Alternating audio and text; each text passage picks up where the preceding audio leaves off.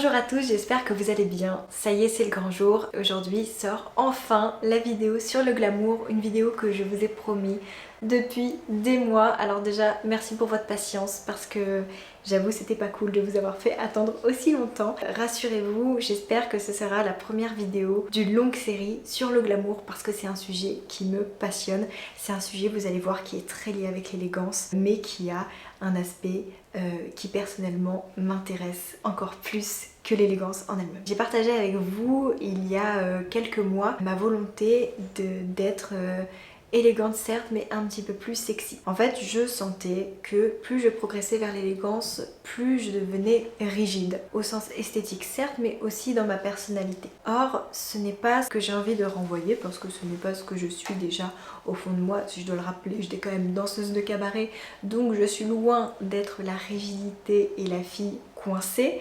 Voilà, c'est une image que je sais, parfois je le vois dans les commentaires, c'est une image que je peux donner. Je suis tout le contraire, absolument tout le contraire. Donc j'avais envie d'apporter une dimension un petit peu plus sexy. Et puis un jour, j'ai regardé un film des années 60 et je me suis dit tiens, mais il y a le glamour aussi. Et je me suis dit mais quelle est la différence entre être élégante mais sexy et être glamour ? Est-ce que c'est finalement la même chose, mais est-ce que ce serait pas plutôt un terme un petit peu plus approprié? Donc j'ai fait mes recherches, heureusement j'ai eu la vivacité d'esprit de faire ces recherches et je me suis rendu compte qu'être sexy c'était finalement généralement lié à une apparence ou à un comportement qui suscite l'attirance sexuelle. Par exemple, porter un décolleté, attention, on s'entend un décolleté profond, même si j'en porte, hein, je me gêne pas, ou des porte-jartelles visibles. Voilà, c'est quelque chose qui peut être considéré comme provoquant ou sensuel. Voilà ce qu'est la définition du sexy. Évidemment, aucun jugement, c'est juste que ce n'est pas ce que j'avais envie de mettre en avant, même si voilà, la danse que je peux faire, etc. peut être sexy. Autrement dit, ce n'était pas ce que j'imaginais. Voilà, moi je m'attendais à être plus sexy, mais dans le sens peut-être avoir plus d'attrait physique, avoir plus de charme, être dans la séduction, mais sans donner l'image d'être celle que les hommes ou même les femmes se disent j'ai envie de me la faire, clairement.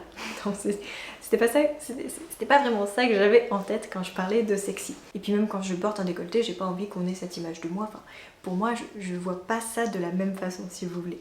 Quand je porte un décolleté, je le fais pas pour les hommes pour qu'ils aient envie de m'avoir dans leur lit. Pas du tout. Mais maintenant, on va aborder le glamour et vous allez comprendre.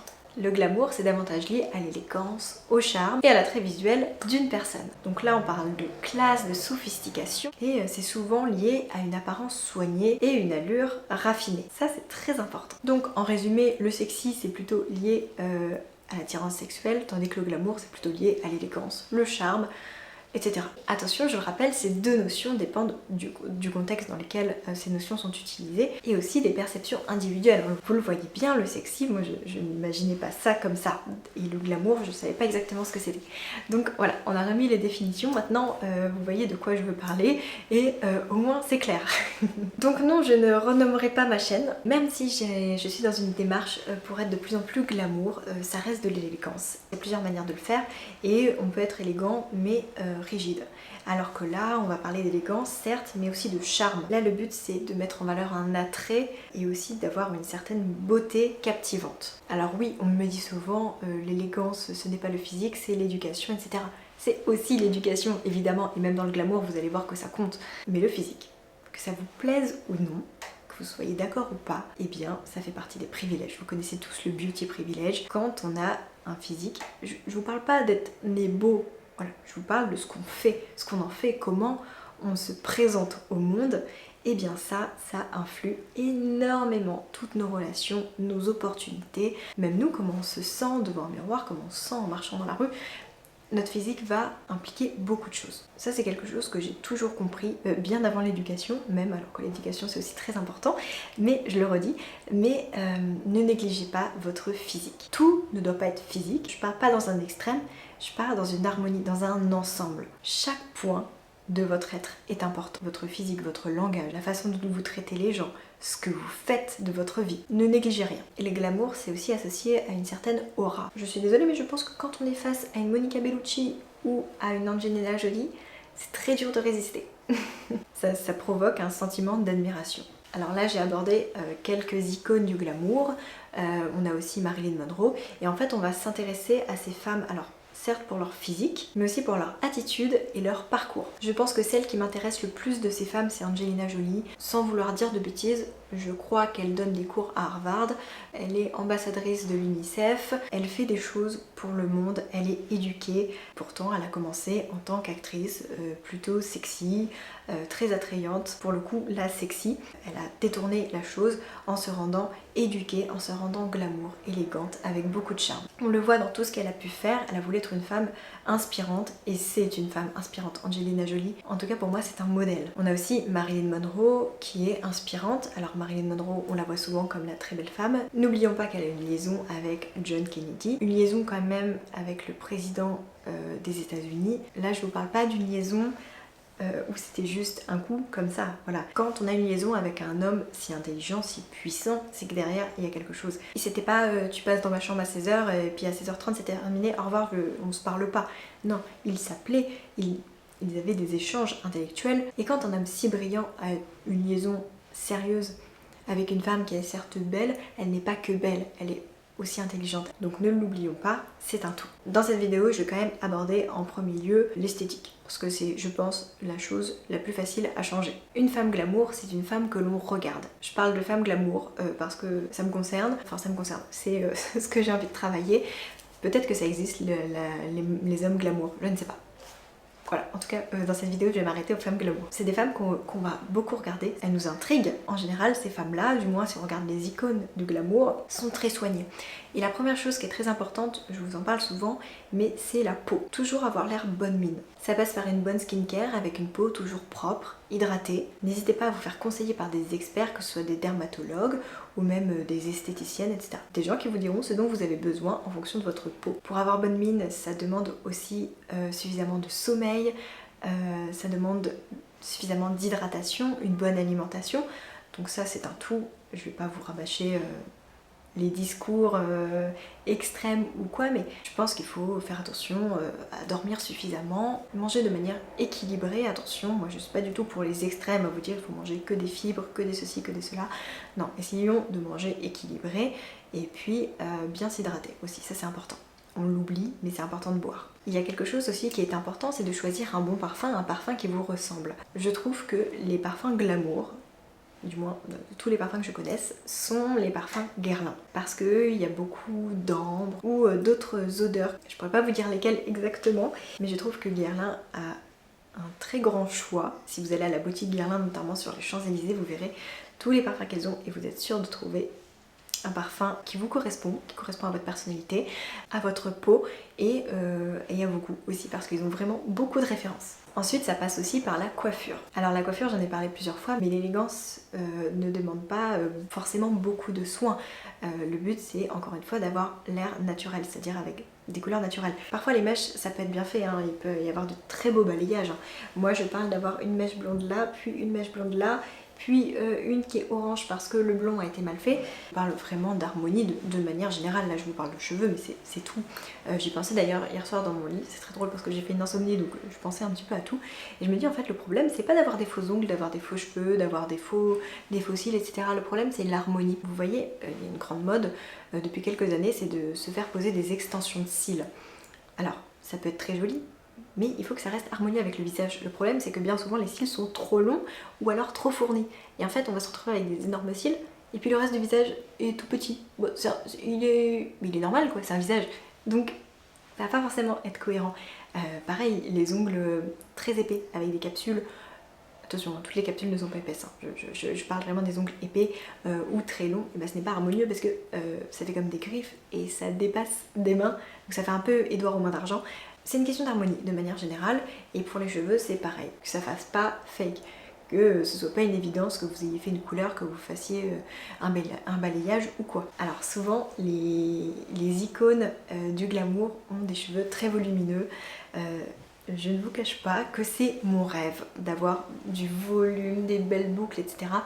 Malheureusement, j'ai quand même pas mal de cheveux, mais ils sont plats. Après il faut s'adapter en fonction de sa nature de cheveux. Enfin le maquillage, généralement un maquillage glamour reflète un trait d'eyeliner, un rouge à lèvres avec des lèvres bien définies et un teint lumineux. On fera des petits tutos si ça vous intéresse. Je sais que vous me demandez souvent comment je fais mon trait d'eyeliner. Je pense que c'est ce que je fais de mieux en maquillage, c'est mon trait d'eyeliner parce que j'en fais depuis 10 ans, voilà, j'en fais tous les jours. Donc j'ai fini par prendre le coup de main. Après je m'adapte aussi à ma forme d'œil, donc j'ai de la chance d'avoir un œil en amande. Je pense que c'est plus facile, mais si vous voulez je vous remontrerai encore une fois comment je le fais. Je vous assure c'est pas compliqué, c'est juste un coup de main à prendre et bien connaître la forme de son œil. Pour le style vestimentaire, ça revient à l'élégance, hein, ce que je vous dis tous les jours, mais peut-être qu'il y a des nouveaux sur cette chaîne. Ce sont des vêtements cintrés, voilà, le glamour c'est cintré. On met en valeur le corps, encore une fois, ne me dites pas oui mais c'est facile de dire ça parce que t'es mince, etc. Je connais des femmes qui ont des rondeurs, qui ont même du ventre et qui vont mettre des vêtements cintrés et je vous assure que c'est quand même flatteur. Je comprends que quand sur Instagram on voit la plupart du temps que des filles avec un ventre plat, des abdos, etc. on puisse être complexé, je me mets à votre place. Mais juste essayez les vêtements cintrés. Vous me direz par vous-même, essayez d'emporter une journée, de voir ce que les gens vous disent, comment vous vous sentez. Peu importe le poids, je trouve que c'est flatteur. Si vous êtes mal à l'aise, je comprends, mais promettez-moi d'essayer s'il vous plaît. C'est aussi porter des vêtements de bonne qualité. Je le dis souvent, mais j'ai décidé de porter quasiment exclusivement des vêtements avec des matières naturelles parce que c'est plus noble, ça respire mieux, ça tombe mieux et aussi niveau environnemental ça se dégrade mieux. C'est quelque chose qui est important pour moi. Pour les vêtements, n'hésitez pas à faire appel à des retoucheurs si vous n'avez pas des bases en couture pour avoir une pièce bien cintrée. Vous savez, un pantalon un peu trop grand qui parfois baille au niveau de la taille parce que vous avez une morphologie X et que chez Zara c'est pour des morphologies H et donc voilà, à chaque fois votre taille vous avez ça derrière. Je sais que ça fait ça à plein de femmes, moi c'est mon cas notamment, je passe mon temps à reprendre les pantalons donc n'hésitez pas à les reprendre, je vous assure que ça tombe mieux. Les ourlets c'est pareil, voilà. Reprenez vos vêtements, il vaut mieux acheter un vêtement et le faire retoucher, ça vous coûtera peut-être le double du vêtement, mais au moins vous aurez un vêtement qui vous scie parfaitement et vous aurez plaisir à le porter, vous le garderez plus longtemps, ça c'est important. Aussi investissez dans des pièces classiques, un beau manteau, une belle paire de bottes, une belle paire d'escarpins. Choisissez des pièces qui vous vont bien, des pièces intemporelles que vous pourrez reporter. Je pense que ça c'est la priorité, c'est que de vraiment choisir des pièces qui vous mettent en valeur. Pas juste se dire bon bah j'achète ça parce que ça c'est élégant. Non, j'achète ça parce que ça me va bien et ça me met en valeur. C'est le vêtement qui doit s'adapter à vous. Enfin les bijoux, ne négligez pas les accessoires, tout ce qui est ceinture, bijoux. Les femmes glamour ont souvent des bijoux, je sais pas si vous le voyez mais je mets de plus en plus de bijoux. Avant j'étais beaucoup plus simple. J'évolue aussi, mais c'est important pour moi de vous dire que j'évolue, des choses qui ont changé, mon état d'esprit qui a changé et je trouve que les bijoux rehaussent des tenues, ok? C'est bien d'avoir des bijoux simples, attention je ne suis toujours pas dans l'accumulation de bijoux, mettre plusieurs collets, mettre plusieurs bracelets, etc. Non pas ça, avoir des bijoux peut-être un petit peu plus travaillés. Vous voyez par exemple je porte toujours ce bracelet, je l'adore ce bracelet, je trouve que ça fait une tenue, ça finit une tenue, donc n'hésitez pas à essayer les bijoux. Maintenant voilà, il faut aussi bien choisir les bijoux, il y a des bijoux qui font plus élégant que d'autres, plus glamour que d'autres, à vous de voir aussi ce qui vous plaît. N'oubliez pas aussi les montres, alors je suis une fan d'horlogerie, enfin une fan, non c'est un grand mot, j'ai des connaissances en horlogerie, j'attends d'ailleurs ma très belle montre que Fabien m'a offert pour mon anniversaire, j'ai hâte de l'avoir. Essayez de vous intéresser un petit peu aux beaux objets. C'est pas forcément une question de budget, c'est une question de connaissance. Essayez de vous intéresser aux belles choses. Vous allez voir que vous allez aussi épater les connaisseurs. Aussi dans les accessoires, il y a un élément qui est important, ce sont les lunettes de soleil. Je sais que j'ai les Triomphe de chez Céline, qui sont les lunettes très à la mode, que l'on voit beaucoup. Et celles-ci sont très glamour et elles finissent un look, c'est absolument magnifique. C'est important de choisir des belles lunettes de soleil, donc n'hésitez pas à en essayer plein, à voir ce qui va sur votre visage, à choisir des lunettes qui sont élégantes, qui ont une forme sophistiquée. Aussi les chapeaux, parce que je ne sais pas si vous avez vu ma vidéo, mais j'étais invitée au Qatar Prix de l'Arc de Triomphe et j'avais envie d'y aller en chapeau parce que j'ai mon amie Marie-Gabrielle qui a la marque Un Brin Coquette qui fait des chapeaux et donc elle me dit bah, tu te sers, donc en gros je vais dans son atelier et je prends ce que je veux, elle me les prête gentiment. Puis en échange, je peux dire que je suis une bonne ambassadrice parce que je vais dans des grands événements et qu'on me demande souvent d'où viennent mes chapeaux. Donc j'ai fait une bonne pub. Et c'est vrai qu'on n'ose plus vraiment mettre des chapeaux parce qu'on a peur du ridicule. Et pour autant, il y a quand même certains événements comme un mariage, un prix comme celui-ci, où les femmes n'osent plus mettre de chapeau et je vous assure, on m'a regardé tout le long de l'événement, on est venu me voir, il y a des gens qui m'ont pris en photo. C'était pas des abonnés, c'était des étrangers, donc ils ne savaient pas qui j'étais, parce que j'avais un très beau chapeau et ça plaît. Ça finit une tenue, mais encore une fois, le chapeau, il faut aussi savoir le porter. Voilà, pour porter un chapeau, il faut aussi travailler son port de tête, ça je vais en parler juste après. Enfin, dernier point sur l'esthétisme, avoir des ongles propres, avoir une bonne hygiène buccale, être propre de manière générale, voilà. Bon, moi ça me paraît logique, mais je le redis, faites attention. Bon, jusqu'ici je pense que je vous ai rabâché pas mal de choses que j'avais déjà dites. Une dose de rappel, ça fait du bien, ou pour ceux qui n'ont jamais découvert mes vidéos élégance, c'est très bien. On va passer au comportement. Et dans le comportement, il y a un élément que j'aimerais mettre en avant, c'est la grâce. Et ça, je ne vous en ai jamais encore parlé dans une vidéo. La grâce, qu'est-ce que c'est? C'est la façon dont on se présente, c'est l'allure, c'est la façon dont on bouge, dont on parle. Ça va se traduire notamment par un bon port de tête. Bon, je sais que j'ai un bon port de tête, mais je pense que c'est un petit peu de la triche parce que je suis danseuse, que j'ai commencé la danse classique à 6 ans. Pour moi, c'est naturel parce que ça fait partie de mon éducation via la danse, mais travailler le port de tête, c'est important. Allonger son cou, tirer sa tête comme si on avait un fil qui tirait notre tête. Voilà, comme ça, de vos épaules qui sont dégagées. Vous voyez, tout à l'heure, je vous parlais du chapeau. Si on met un chapeau qu'on est comme ça, clairement, le chapeau cache notre visage. Alors que si on a un chapeau qu'on est comme ça, qu'on a un beau port de tête, des épaules dégagées, vous voyez, l'aura n'est pas la même. Travailler la grâce, c'est aussi la façon dont on marche, ne pas être un gros bourrin, faire des gestes délicats. C'est un ensemble, la grâce. Mais si vous voulez, peut-être que je pourrais faire une vidéo dessus. Je sais pas si je serais capable de faire une vidéo de 10 minutes sur la grâce, mais en tout cas, voilà, c'est plein de petits éléments de douceur, de délicatesse. Retenez ça, douceur et délicatesse. Et veillez à ce que chaque partie de votre corps soit délicat, vos gestes soient délicats. Quand on est gracieux, il y a un petit peu ce truc de bonne humeur, vous voyez, de rayons de soleil. Moi, quand je pense à la grâce, je pense toujours à Audrey Hepburn qui est très pétillante, un petit rayon de soleil. Quand elle se mouvoie, elle est, tout est facile, tout est délicat. On a l'impression qu'elle a confiance en elle. Alors qu'en réalité, les gens qui ont confiance en eux n'ont pas vraiment confiance en eux, hein, on le sait tous, personne n'a vraiment confiance en soi. Mais en tout cas, ça donne une impression de confiance en soi. Et en fait, quand on voit une personne comme ça, bah, c'est inspirant. Quand on est élégant, mais qu'on peut être un peu rigide, je vais pas dire l'expression, mais avoir un balai dans, voilà, vous voyez ce que je veux dire, ces gens-là sont moqués. Parfois, enfin, souvent, on m'envoie des messages et on me dit, écoute Solène, les gens se moquent de moi parce que je suis dans une démarche élégante. Et moi, je me dis toujours, mais quand on est dans une démarche élégante, justement on cherche à s'élever, on devient top quoi. C'est un peu comme si les gens me disaient on se moque de moi parce que je me maquille bien. Si on se moque de toi, c'est que tu le fais mal. Alors après, attention, il y a des gens qui peuvent se moquer de toi parce que ça les dérange, et voilà. Mais bon, si c'est une ou deux personnes, c'est une personne jalouse. Mais s'il y en a beaucoup, c'est qu'il y a quelque chose qui cloche, c'est qu'il y a quelque chose qui fait mal. Remettez-vous toujours en question, ça c'est un point qui est important. Si par exemple quand tu marches, mais voilà, t'es gracieux, que t'as confiance en toi, mais que tu le fais assez naturellement, personne va se moquer de toi, au contraire, les gens vont être là, dire waouh, cette personne-là est très charismatique. Alors que si t'avances et que tu vois, tu fais un peu des manières, parce que tu le fais mal, parce que t'es pas à l'aise avec ton élégance, mais c'est normal quand on vient d'apprendre, je vous rassure, c'est normal. On apprend, moi aussi, on a pu se moquer de moi parce que je faisais les choses pas bien. Si on se moque trop de vous pour quelque chose, c'est que vous le faites pas bien. Donc remettez-vous en question et essayez d'améliorer la chose pour que ce soit fait de manière plus naturelle. Ne soyez pas un personnage dont on se moque, vous voyez. Essayez d'être inspirant et de refléter la meilleure version de vous-même et d'être tout court la meilleure version de vous-même. Faites-le pour vous, c'est même pas pour les autres, c'est pour vous. En élégance, ça peut être facile de friser le ridicule, c'est un peu comme en vintage, hein. Il y a des gens qui sont passionnés du vintage, il y en a qui le font très bien et ça a un style sympa, et il y en a qui font un peu maladroitement et ça peut être vite ringard, ridicule.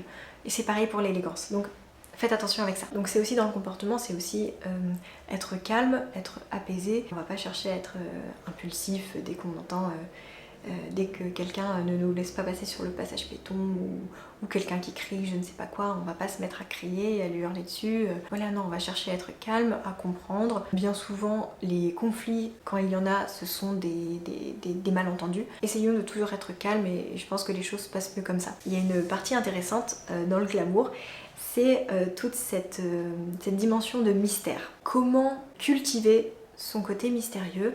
Eh bien en ne dévoilant pas trop vite des choses sur soi. Laissez les gens apprendre à nous connaître. Ne pas être là et dire bon bah moi j'ai fait ça, j'ai fait ça, j'ai fait ça. Non, laissez les gens découvrir petit à petit vos passions, ce que vous savez faire. Et d'ailleurs en parlant de passion, passion, centre d'intérêt, je préfère ce terme parce que passion c'est un petit peu extrême. Ayez des centres d'intérêt qui sortent de l'ordinaire. Déjà, ayez des centres d'intérêt tout court. C'est quelque chose qui est très important pour se développer. Intéressez-vous à des choses. Je suis sûre qu'il y a des choses auxquelles vous êtes sensible. Je suis sûre qu'au fond de vous, vous vous dites j'aimerais bien connaître les classiques de la littérature. J'aimerais bien me mettre au piano. Les insectes, ça m'intéresse. Comment il s'appelle Bernard Weber, qui a écrit tout un livre, enfin plusieurs livres même, sur les fourmis. Cet homme est passionnant, il est mystérieux. Vous voyez, c'est pas du tout ridicule. Il s'est intéressé à ça, il a des choses à dire, et en fait, n'ayez pas peur du ridicule en choisissant des centres d'intérêt un peu particuliers.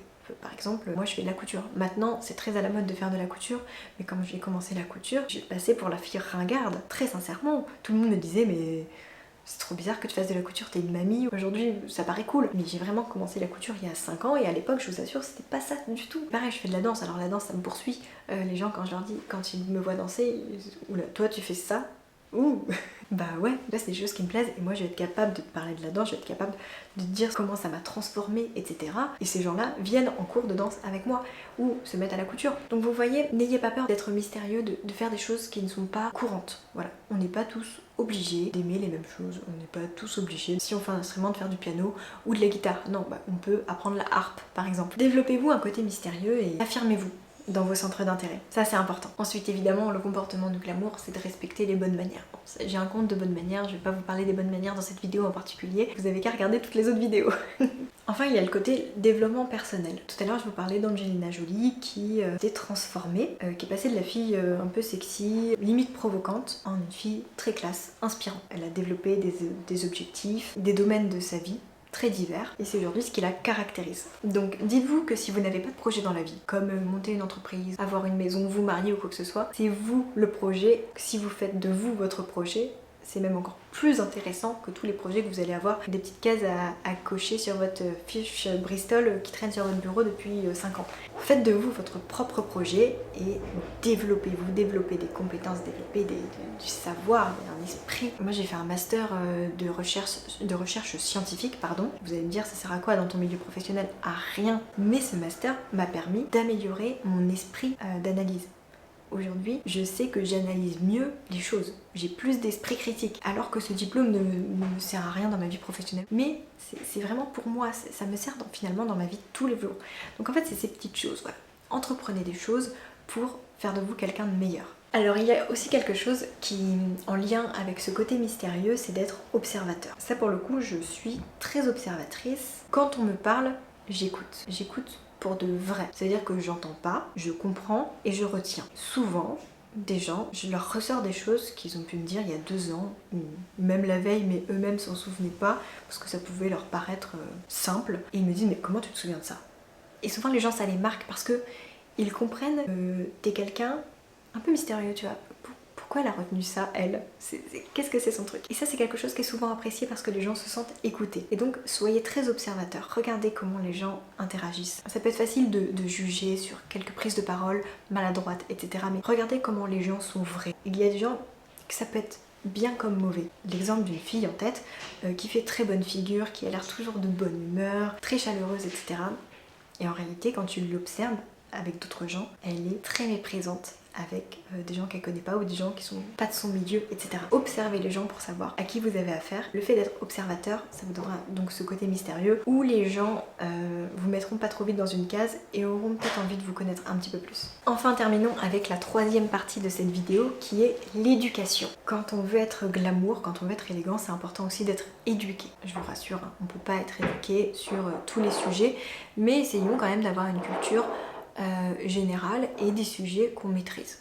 Et surtout un esprit d'analyse, un esprit critique.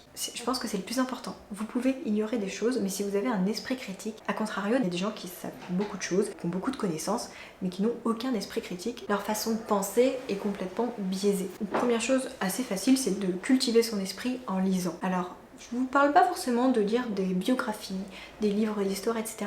Ça peut aussi être de lire des romans, parce que quand on va lire un roman, on va s'imaginer une histoire. On va se créer un univers, on va visualiser des personnages, une époque, etc. Je pense que la lecture peut être très riche. J'ai des lectures notamment qui m'ont marquée, où quand après je vais dans un pays, où je vois une situation, je me rappelle de ce livre. Je ne sais pas si vous êtes des lecteurs, si ça vous fait ça, il y a une sensation forte. Et je vous recommande sincèrement de lire. Vous allez voir que ça ajoute un petit peu des étincelles dans votre vie. C'est fou, hein, mais ça va développer notre imagination. La vie est comme meilleure. Aussi pour se cultiver, moi je vous conseille d'essayer un petit peu tout. Par exemple d'écouter tous les styles de musique. Je vais pas entendre ça c'est nul, ça m'intéresse pas, avec l'autotune. Essayez de tout écouter. Pour moi la culture c'est de connaître beaucoup de choses et sans juger. Les gens qui vont dire qu'un sujet est nul, quel que soit le sujet, hein, l'art contemporain, le rap, le jazz, je sais pas quoi, en réalité ces gens-là sont des ignorants. Parce que il y a des choses bien, je pense, dans tous les domaines et qu'il faut avoir une ouverture d'esprit. Tout n'est pas mauvais, il faut prendre le temps de découvrir les choses et ça c'est une preuve d'intelligence. Et faire ça c'est finalement élégant parce que je trouve ça assez méprisant de dire non ça j'aime pas, c'est nul. On peut le dire sur une œuvre mais pas sur un genre, si vous voyez ce que je veux dire. Éduquez-vous aussi en langue. Par exemple aujourd'hui c'est le b.a-ba de savoir parler anglais. Je dis ça mais je suis même pas forte en anglais, je me débrouille, hein. Je devrais encore progresser. Ça c'est encore des choses que je dois faire, mais je vois qu'il y a des gens qui ne savent pas parler anglais et je me dis mais comment ces gens-là font pour se débrouiller? Cultivez-vous certes dans le sens culturel, la littérature, les différents arts de manière générale, mais aussi à une nouvelle langue pour élargir vos connaissances. J'ai l'impression, c'est peut-être fou hein, ce que je vais dire, mais pour moi une personne qui sait bien parler anglais, une personne qui est gentille, une personne qui est drôle, une personne qui est intelligente, qui est cultivée, je vois cette personne un peu comme une personne de bonne qualité, comme si c'était un produit. Non, c'est pas dans ce sens-là que je veux dire, mais pour moi c'est une personne qui est élevée, c'est une personne qui est éduquée, c'est une personne qui est intéressante. C'est ce style de personne que j'ai envie d'être. Et puis aussi pour revenir à la culture, il y a quand même des classiques à connaître, notamment dans le cinéma. Je suis navrée, mais il faut avoir vu Forrest Gump, il faut avoir vu Breakfast at Tiffany's, il faut avoir vu Le Parrain, etc. Des grands films, il faut les avoir vus. La musique, il faut connaître Michael Jackson, il faut connaître Dua Lipa, il faut connaître Madonna, il faut connaître PNL. Quand c'est si gros, c'est qu'il y a quelque chose, tu vois, ça me paraît important de connaître. Alors après, c'est bien aussi de se spécialiser, mais je pense que quand un nom est aussi gros, il faut s'y intéresser. Voilà pour la vidéo sur le glamour, je pense que cette vidéo va être très longue. J'espère que je ne vous ai pas saoulé, gavé, que vous n'avez pas arrêté cette vidéo au bout de 5 minutes parce que je parlais trop. Je crois que c'est la première fois que je fais une vidéo conseil aussi longue, mais c'est vrai que le sujet est tellement riche. N'hésitez pas à me dire en commentaire s'il y a des sujets que vous avez envie que j'approfondisse, comme la culture, quels sont les classiques à voir. Je sais pas, voilà, je dis n'importe quel exemple, mais peut-être que j'ai été un petit peu trop légère dans mes explications. En tout cas, moi je trouve que c'est très inspirant d'être une femme glamour. Évidemment, ça rejoint l'élégance, hein. J'ai eu l'impression de faire une vidéo élégance jusqu'au bout, à part que là c'est un petit peu plus poussé sur le charme. L'élégance c'est l'art de vivre et le glamour c'est un peu plus plaire aux autres. Vous voyez ce que je veux dire, la nuance? De développer davantage son aura, de se rendre encore plus inspirant. Dites-moi ce que vous en pensez. Voilà, en tout cas, sujet qui m'intéresse beaucoup et j'espère qu'il y aura d'autres vidéos là-dessus si ça vous intéresse. Je vous embrasse, je vous dis à la semaine prochaine pour une nouvelle vidéo et prenez soin de vous.